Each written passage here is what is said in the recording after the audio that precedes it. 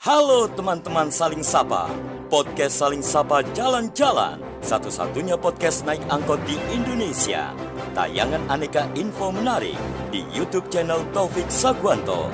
Like, share, and subscribe.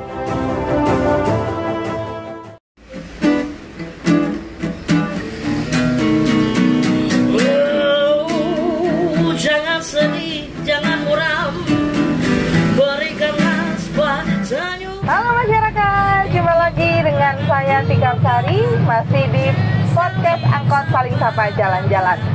Podcast pertama di Indonesia yang take videonya di dalam angkot. Setiap episodenya selalu menghadirkan narasumber-narasumber yang nggak hanya boys, tapi juga ciamik, inspiring, yang akan memberikan informasi baru kepada seluruh pemirsa podcast angkot dimanapun Anda berada. Dan kali ini, episode kali ini kita bersama dengan jeng-jeng karteri konfeti. Ini sudah ada Mbak cantik banget ini ya kan, ke artis mesti insya Allah sering melihat. Namanya adalah Mbak Bi. Yes, Mbak Bi Hilda. Nama panggungnya Bi Hilda ya? Hilda. Bi Hilda. Beliau adalah salah satu senior saya di dunia per-MC-an. Kenapa saya bilang senior? Karena dulu waktu saya masih baru terus jadi MC, mesti nganui Mbak Bi. Mbak, aku tanggal sekian mau MC ini. Aku ya apa? Susunan aja ya Mbak Bi ya. Dia mana ya? Betul. Mbak, aku mau MC acaranya kementerian ini, aku belum pernah. Bajunya Aku gimana? jangan gitu. Iya. Jilbabnya jangan Iya. Bajunya jangan gitu deh. Protes Jilbabnya penampilannya. jangan gitu. Ayo ini make upnya gini, bener ya.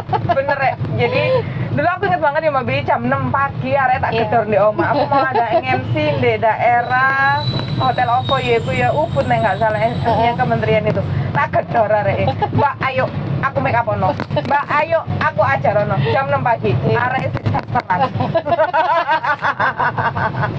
Tapi seneng gitu. Iya, makanya. Jadi salah satu supportku untuk bisa aku pede MC adalah Mbak Bi. Dulu aku banyak loh. Mbak aku mau MC ini. Mbak aku kudu yo opo klambi. Bajunya gimana? Bajunya gimana?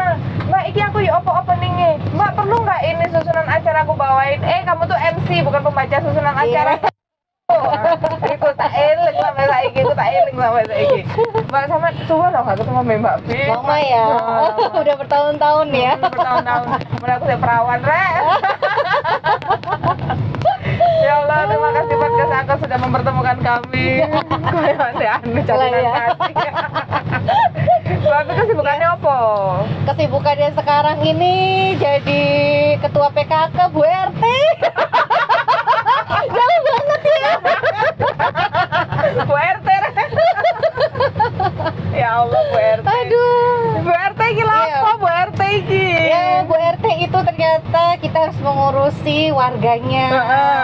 Nah, kalau misalnya warganya ada masalah atau keluarganya butuh masukan atau solusi, warganya butuh kita bimbing, terus membuat wargaku tuh menjadi warga yang berguna dalam arti kita bisa membuat sesuatu yang menjadi penghasilan tambahan. Oh gitu ya. Iya, di tempatku di wargaku ini sudah kita bangun Pujasera loh. Oh, jadi dia apa tuh jenengnya, fokusnya adalah cuan. Iya, cuan kembali lagi kepada warga yang Kesejahteraan membutuhkan. warga. Betul. Oh. Jadi itu Pujasera dikhususkan untuk warga tersendiri. Oh gitu. Betul. Jadi kita sekarang ya usaha di warga kita, di RT saya RT 5, RW 9. Jadi di kami Kelurahan, sudah kelurahan. Kelurahan Purwantoro. Nah, pasti Pak Lurahnya bangga ini ya. Jadi kita sudah RT 5 sudah kita punya Pujasera. Itu ada 6 kios. Terus habis itu kita ada cucian motor dan sepeda, cucian helm itu juga ada. Oh, itu untuk usaha warga ya? Usahanya warga yang mau mau punya usaha, misalnya ya ada jualan makanan, kafe, kopi, Oh, oke, boleh, apa aja boleh, jus-jusan boleh gitu. Oh gitu, dulu belum ada? saat itu belum ada, masih lahan kosong. Akhirnya kita kelola lahan kosong tersebut menjadi sesuatu yang bermanfaat, dan supaya lahan kosong ini tidak jadi tumpukan rumput atau jadi tempat buangan sampah. Jadi kita susun jadi Pujasera itu. Oh, keren. Lah umpama RT neng ini ya apa he bringe lek PKK ngono aku bayang. Jadi kalau PKK itu kita ambil momen timingnya nih. Kadang PKK kita itu kadang pakai dress code. Dress code-nya itu tidak perlu membeli, tapi apa yang mereka punya mereka pakai. Contoh nih besok nih September ini. September ini kita PKK. Tema dress code kita adalah karena September itu ceria. Jadi September ceria itu kita pengen dress code-nya full color tabrak warna. Bukan ya apa lah MC ini tadi ketua RT ini full. Dan acara PKK-nya kami tidak hanya sekedar di rumah, kita kadang rekreasinya di kafe. Oh keren. Jadi kakak di kafe. Di kafe. Nah, di tempat makan ya kayak gitu aja. Jadi nggak harus melulu di rumah. Kadang kan ada ibu yang aduh nggak mau kesel, aku pengen simple. Iya. Ya mereka ngajak keluar. Ya aku bilang ya apa Bu RT, kalau kita acaranya di luar, oh boleh. Pas di luar itu kita bikin acara ya dress code itu. Saya selalu menyediakan hadiah dari kocek sendiri ya, tidak pakai dari uang kas PKK, tidak. Jadi kita menyediakan dari kocek sendiri untuk menyiapkan hadiah setiap acara kalau kita di luar. Oh gitu, keren banget. Kayak the best kostum, siapa yang paling unik, siapa yang paling heboh dia dapat hadiah. Emang MC ya kan, MC Jawa Timur luar biasa, yang ngono iku. Ya kan, mesti ada the best kostum, mesti ada awardee ngono ya. Nah kalau misalnya yang di rumah nih, nah kalau di rumah jadwal PKK kita tuh sudah ada jadwalnya. Jadi jadwalnya misalnya bulan Oktober besok aja kita sudah ada kerajinan tangan di kawat bulu, bikin ganci itu gantungan kunci. Nah itu nanti kan bisa anak-anak yang punya anak-anak di sekolah, ibunya yang buat, anak yang jualin di sekolah.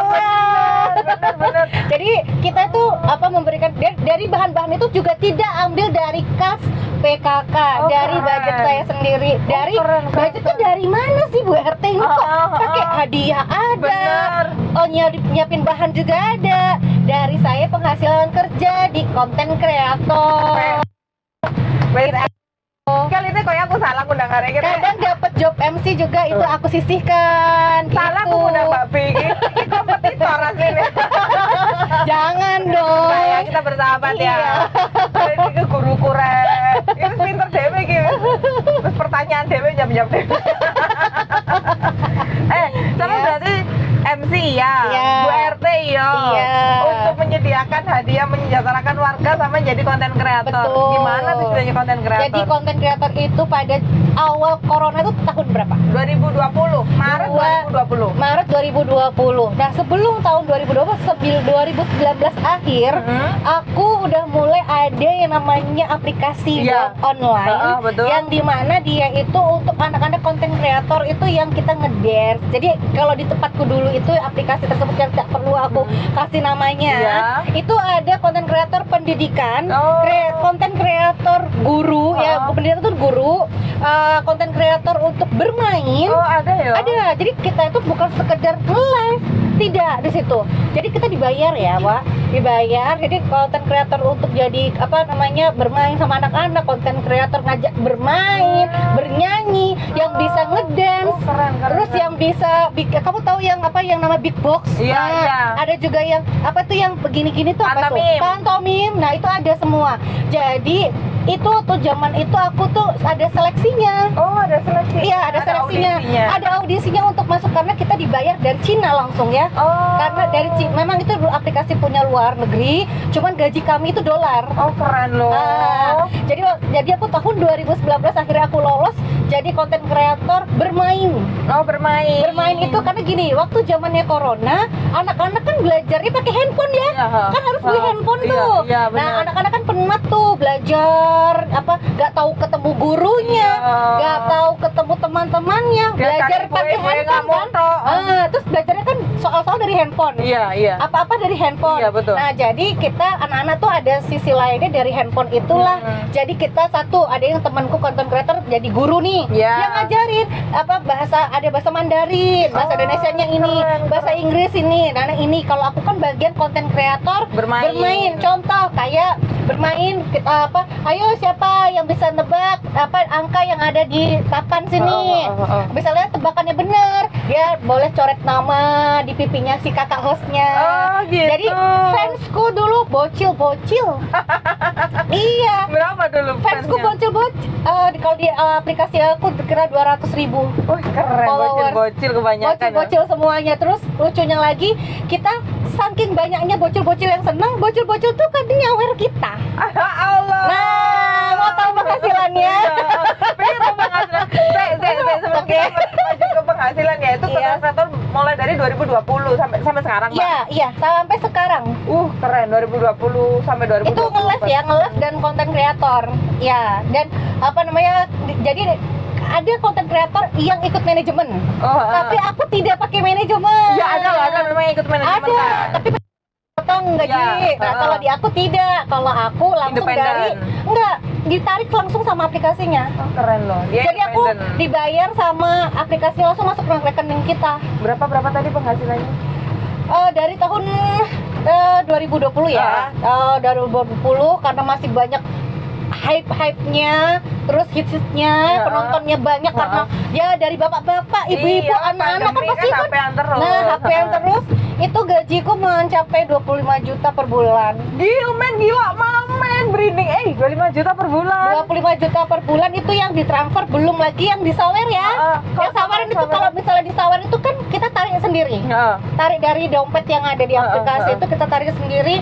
Itu bisa 5 juta, 6 juta Per bulan. Per bulan. Gil, men. Dari situ aku udah bisa beli motor, beli handphone mata 3. Peralatan aku live ya, kayak ring light, mic, segala macamnya semuanya kita punya. Kursi, gamingnya itu, kita beli dari situ. Jadi dari penghasilan itu kita merombak lagi kayak gitu itu. 25 juta. Lah ambek sawerannya 30 juta per bulan. Per bulan saat itu bertahan. Dapat apa aja lagi? Ini malah Ya, dapat motor, beli motor 2, tempat 2, terus keren. habis itu ada temanku juga anak Malang juga, dia juga dari konten kreator juga udah beli motor juga, ada kok cowok, dia udah beli motor juga. Dari hasilnya dia konten kreator pun dia beli motor. Nah, terus banyak sekali jadi gini ya Wak ya, konten kreator itu tidak sekedar hanya mengonten, tapi benar. kita mengikuti tugas-tugasnya. Jadi kita sebagai konten kreator kita tuh yang udah centang biru juga. Jadi udah selebnya yang di aplikasi tersebut. Jadi si centang ini mengikuti perintah si bosnya ini nih. Kita disuruh minta kayak begini. Ya sama kayak seleb-seleb yang udah artis, mereka backup itu make-upan suruh pakai ini pasti kan semua ada ngikutin. Ya sama dengan itu. Keren loh. Dan dia bermain edukasi, jadi ada sisi-sisi edukasinya juga. Iya, betul. Aku lihat di Instagram sering-sering keluar negeri tuh. Itu hasil dari gini. Jadi aku ada konten kreator juga untuk yang healing. Jadi healing itu yang pergi-pergi. Nah, dari hasil aku gimana sekarang kita harus cari yang baru ya. Iya. Inovatif yang baru. Ya supaya follower kita nambah. Betul. Adik-adik kita seneng buat nge-share lagi, nge-like lagi, subscribe kayak gitu.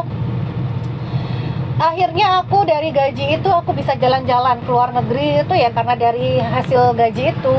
Dari gitu. hasil berkonten Dari kreator. konten itu. Jadi aku dapat gaji konten itu ya aku buat pakai untuk buat mencari berkonten lainnya. Jadi ada keluar dia dapat gitu loh. Berkonten lainnya dapat lagi dari yang lainnya. Betul, kayak makanan nih contoh, makanan juga. Jadi ada konten makanan apa yang lagi viral kita dapat. Tapi nggak melulu kita beli ya, Wak. Kadang ada yang endorse. Iya benar.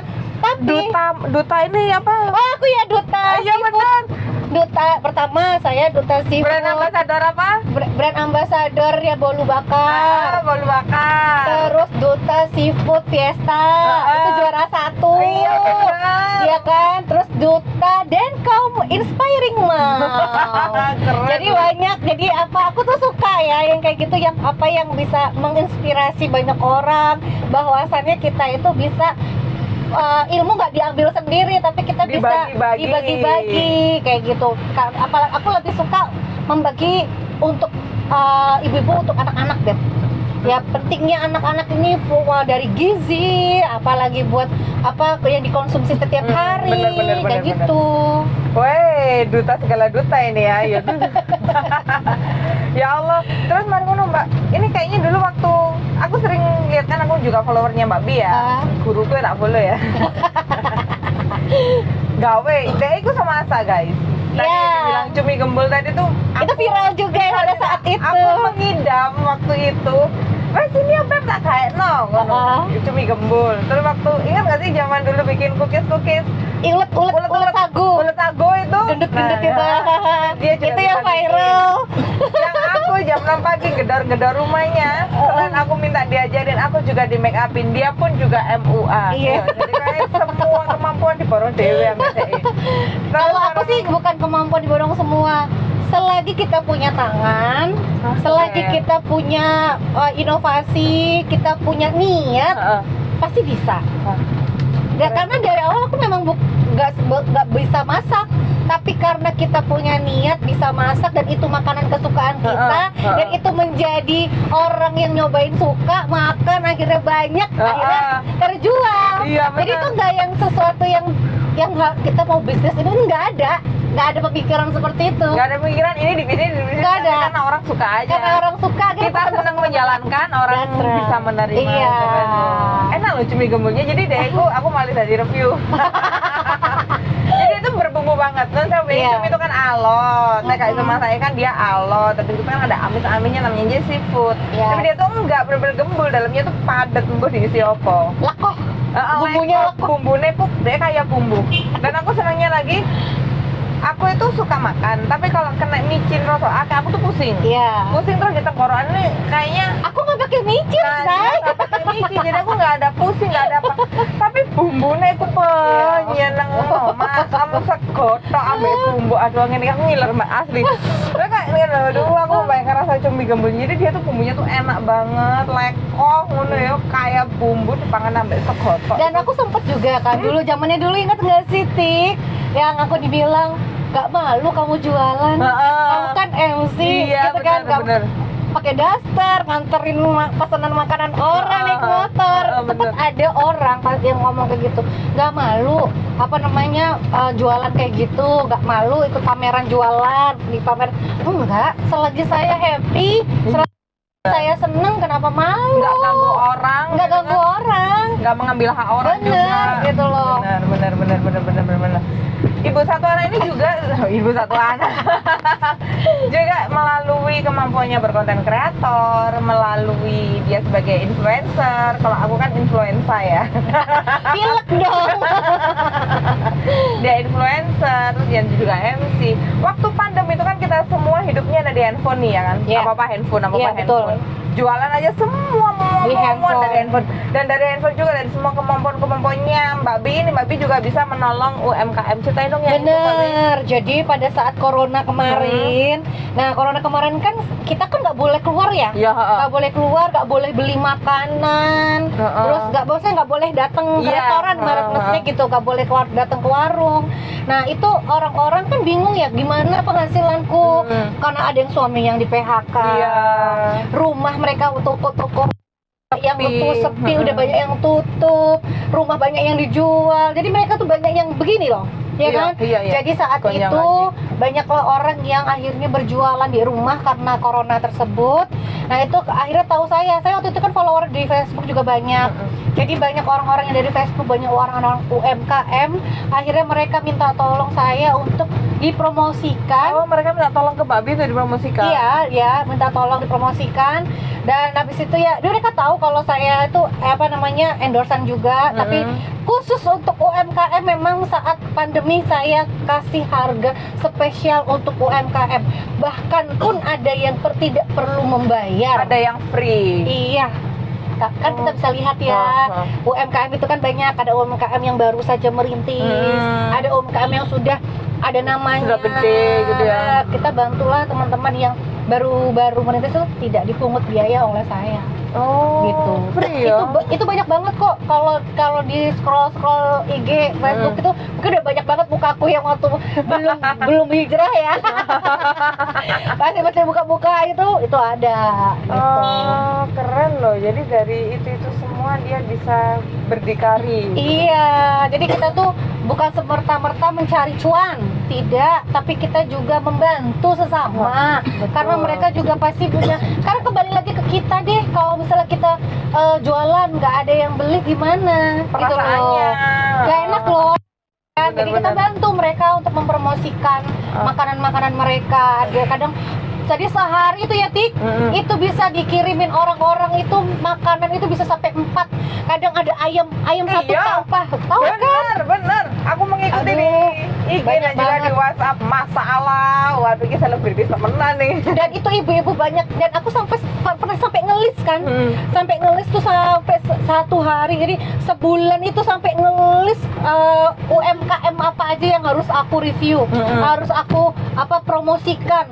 Itu sampai berjalan sampai corona tuh tiap bulan itu Ada aja. Ada. Jadi gini, dari nge-review aku membantu UMKM itu pun jadi konten aku di aplikasi yang aku jalanin. I see. Jadi bisa aku ada kerjaan yang lainnya, jadi aku bisa tinggal masukin doang. Iya, Jadi benar. nggak 2 kali kerja gitu kan. Pinter, Jadi dari yang aku ambil video ini aku bisa masukin ke tempatku yang kerja tiap bulannya.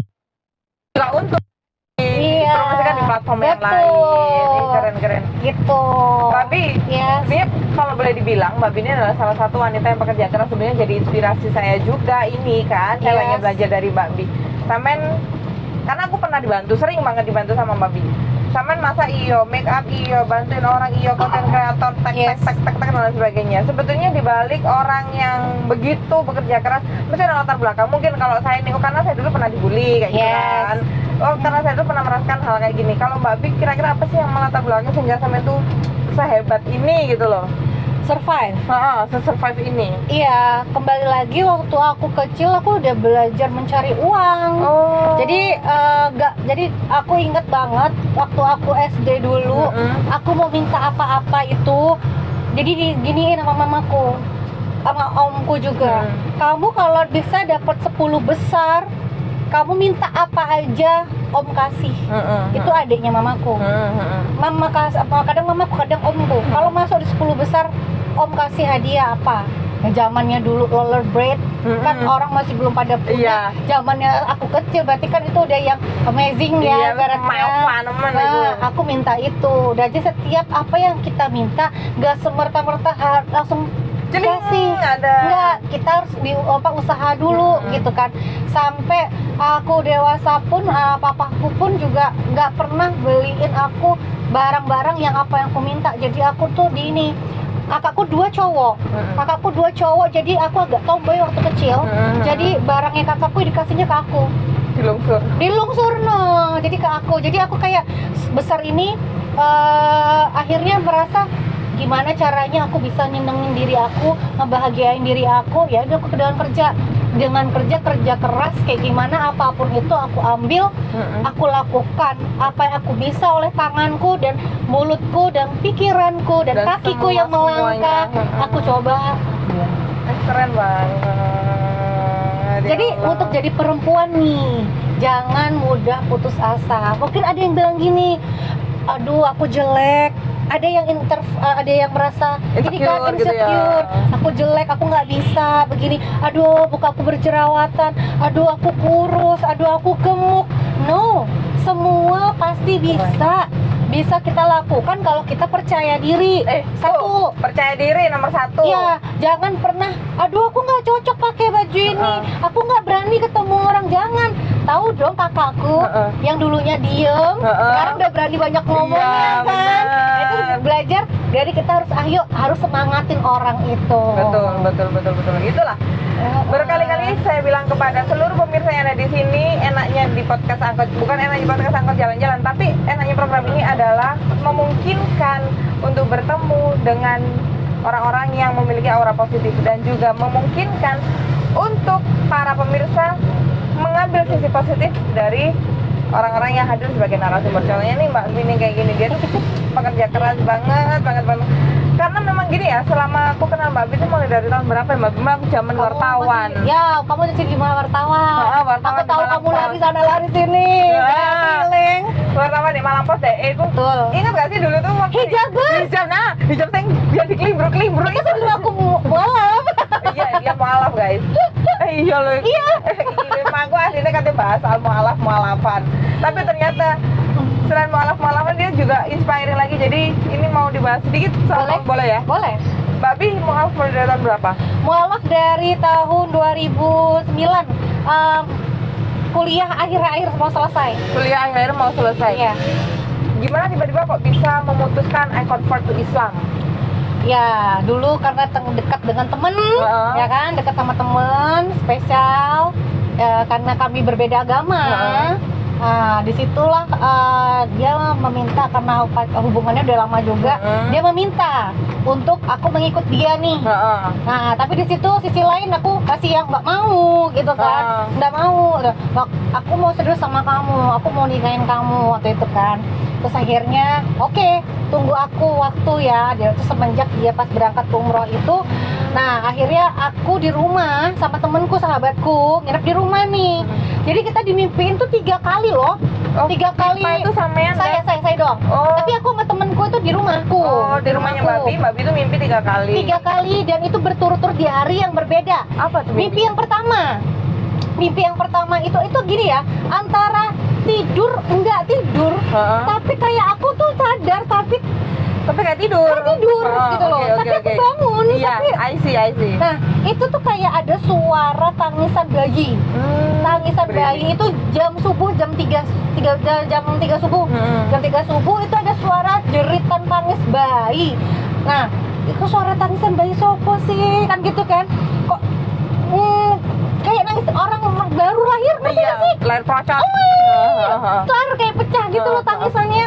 Kayak bunyi nangisan bayi siapa? Perasaan di tetanggaku kanan kiri nggak ada yang punya bayi gitu kan. Tapi kok suaranya di dalam rumah. Kayak dekat banget gitu ya? Iya, aku feeling dong, jangan-jangan ada kuntilanak ya kan. Jadi aku pikir ada hantu atau gimana. Wes aku nggak mikirin itu. Wes, tapi akhirnya lama-lama aku ngebangun temenku. Kamu denger gak ada suara bayi? Gak ada, kata dia. Gak denger aku, seriusan. Aku bilang tuh, dia bilang gak denger. Oke, aku anggap ya sudahlah. Terus lambat laun ada azan subuh, hilanglah itu suara. Oke, aku tanyalah keluar paginya. Bu, ada anak bayi tak? Ada yang habis lahiran tak? Kata tetanggaku. Gak ada, Mbak. Betulnya nggak ada. Oh ya sudah, aku abaikan. 2 hari kemudian aku mimpi lagi. Kayak gitu lagi. Bukan bayi lagi. Jadi aku mimpi aku dikejar-kejar orang. Aku dia di gitu, Wak. Di lorong kecil gitu, aku dikejar-kejar orang. Terus habis itu aku ada yang nolong. Jadi ya aku dikejar-kejar sama orang baju putih semua. Iya. Aku dikejar-kejar di lorong gitu ya kan. Terus habis itu ada ya orang tua lah ya, orang tua berjubah, dia bawa selembar kain gitu, terus aku kayak ditutupin gini. Ngerti gak sih? Iya, kayak dijapin gitu ya, emangnya. Iya, kayak ditutupin gitu. Kasih tabir. Iya, ditutupin begini. Kamu di sini sih, udah ya, kamu tutupin kepalamu. Tutupin kepalamu supaya nggak dikejar-kejar lagi gitu kan. Ya karena aku waktu itu kan nggak berhijab tuh, tapi dikejar-kejar sama orang. Aku nggak tahu wajahnya apa, pokoknya dikejar-kejar banyak orang. Pokoknya aku tuh di jalan sempit gitu, di jalan sempit dikejar-kejar itu. Ada bapak-bapak itu yang aku bilang kakek-kakek itu yang langsung nutup begini kepala aku. Wes habis itu aku kebangun kayak kelagepan ya kan. Kayak yang ya apa sih kalau kita kebangun tiba-tiba menggos gitu kayak karena dikejar-kejar. Iya. Nah, wes akhirnya bangun, udah aku abaikan lagi. Nah, ketiga besoknya itu bersambung nih.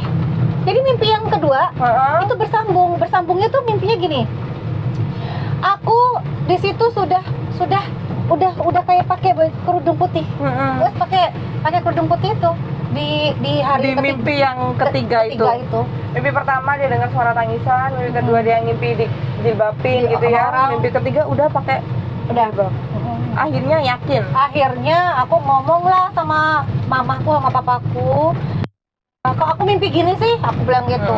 Loh, berarti kamu tuh dapat hidayah.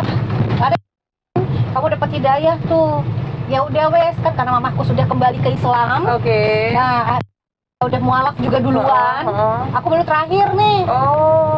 Baru aku dibilang, kamu dapat hidayah. Ya sudah, nanti papa cariin kiai atau ustadz yang membantu apa tuh namanya, memualafkan kamu, digituin kan. Akhirnya ya udah terserah papa, aku bilang gitu. Terus aku ngubungin dia, aku akan jalanin mualaf, aku dapat mimpi gini. Oh dia senang. Dia senang. Terus akhirnya pas udah itu, akhirnya aku hari apa aku sama Gus siapa yang ada di daerah Pandean situ, dibantulah aku untuk mualaf itu. Wes, aku mualaf itu sempet kumpul sama orang-orang yang deket-deket aja, syukuran ya kan. Udah, asyhadu alla Astagfirullahaladzim, ya Allah. Tapi Masya Allah, aku tuh merinding. Asyhadu alla ilaha illallah wa asyhadu anna Muhammadar Rasulullah. Masya Allah, Mami. Jadi pertama mungkin pertanda ya, sama terlahir kembali. Iya, itu. Aduh, jadi gitu ceritanya. Keren banget perjalanan hidupnya tuh, bulu-buliku. Nah, setelah tahu aku mualaf, langsung banyak lah tuh masuk di hijabers pada saat itu. Iya, bikin grup, bikin komunitas, kita bikin komunitas. Aku masuk di komunitas hijabers, terus kita bikin baru lagi namanya HC, hijabers cantik. Iya. Terus ada lagi hijabers mom, hijabers cantik community. Iya. HCC, hijabers mom community, ya Allah. Kamu ikut tuh di situ kan? Iya, aku dulu. Nah, zaman itu akhirnya jilbabnya itu kita bervariasi macam-macam, gimana bentuk-bentuk. Aku sampai jadi modelnya di majalah Islami. Iya. Itu terus habis itu jadi narasumbernya juga di situ. Jadi di majalah Islam itu memang yang mengangkat yang mualaf, terus dia menjadi inspirasi untuk yang hijab, model-model hijab itu kan. Aku kan masih aneh-aneh, jadi dibuat itu contoh. Dulu kan nggak kayak gini kan, saya ditarik gini. Iya, dikepang-kepang, ditaruh ke atas. Aku tuh eling sama aku turbanan. Iya, turbanan mana gini kan dikayak masih belum kayak sekarang ada instan. Sekarang kan udah simple, makin sekarang lebih simple aja kita. Dulu kan cantik-cantik gitu kan. Iya, lek kate budal iku jenenge gawe jilbab cantik-cantik. Terus tabrak warna kan? Tabrak warna. Hijau sampai pink. Iya. Biru sampai kuning. Wah, pokoknya tuh yang masa-masa itu lucu banget, seneng banget. Jadi ketemu hubungan sama teman-teman Islami. Jadi memang benar kata orang, kalau kita mau jadi lebih baik, pasti kita akan kehilangan teman yang lama. Iya. Dan kita akan dipertemukan teman yang baru. Lebih baik, iya, disortir sama Allah disortir. Terus baru dipertemukan sesuai dengan kebutuhanmu saat ini. Keren banget, ya Allah. Ini kita sudah ambil di penghujung. Kita ambil yang baiknya aja sama yang dulu nih, yang dulu yang masa lalu. Kita buruknya kita buang, kita ambil yang bagusnya aja yang ke depannya. Ambil baiknya, buang buruknya. Jangan jelek-jelekan orangnya, tapi sifatnya yang kita ambil baiknya. Mbak, ini sudah hampir di penghujung acara ini. Yes. Durasi kita kurang berapa menit, Mas? Oke. Kita sudah hampir di penghujung acara ini. Biasanya aku selalu memberikan kesempatan para narasumberku untuk memberikan closing statement apapun itu. Ayo sekarang closing statement dari Mbak Bi. Ya, buat teman-teman semuanya yang ada di rumah yang nonton podcast hari ini, yang pastinya kalian jadi wanita yang luar biasa. Jangan putus asa, jangan minder. Yang pasti apapun itu kalian harus pede, harus berani, dan harus menunjukkan bahwa kalian punya potensi. Potensi apa aja, apapun itu yang kalian bisa, kalian kembangkan.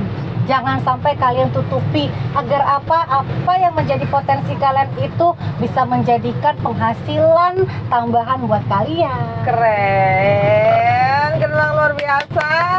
Rugi banget kalau nggak mantengin podcast Angkot Saling Sapa Jalan-Jalan, karena selalu menghadirkan narasumber-narasumber yang keren, inspiring, boys, luar biasa, fenomenal, cetar, ulala, membadai.